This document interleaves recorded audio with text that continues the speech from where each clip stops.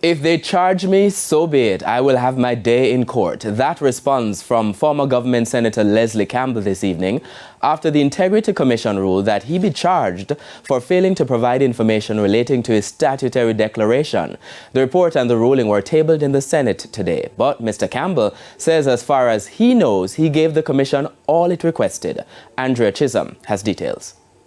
In its 26-page report, the Integrity Commission stated that Leslie Campbell did file statutory declarations from 2016 through 2020, but it wanted more. And so the Commission's Director of Information and Complaints wrote to Mr. Campbell requesting the additional information. The Commission said over the 4-year period, it made 39 requests and reminders, but Mr. Campbell provided responses 5 times. So, what is outstanding?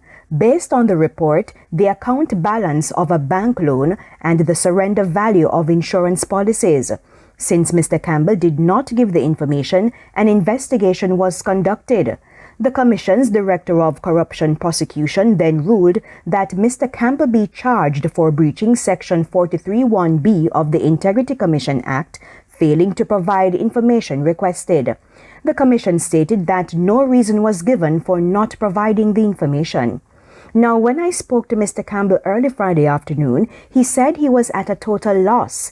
He reiterated that he filed all his statutory declarations and he can't recall having anything outstanding for the Integrity Commission. His life insurance policies do not have a surrender value. It's only valuable when he's dead, and it's not an investment policy. Mr. Campbell said he showed the Integrity Commission the physical policies and gave them copies. As for the bank loan, he said, quote, "I don't have any bank loans," end quote. He said if they want to charge him, that's fine. He will see them in court.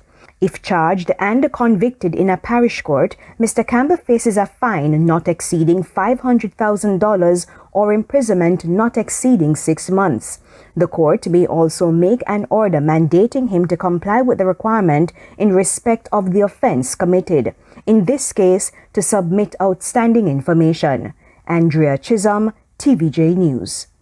And in an official statement from his attorneys, Mr. Campbell said he was shocked and requested an urgent review of the Integrity Commission's decision that he be charged. He reiterated that there is no surrender value for the insurance policy Guardian Life Care Plus. Mr. Campbell said he is awaiting the Integrity Commission's Director of Information and Complaints to contact him for dialogue, as stated in the Integrity Commission's report.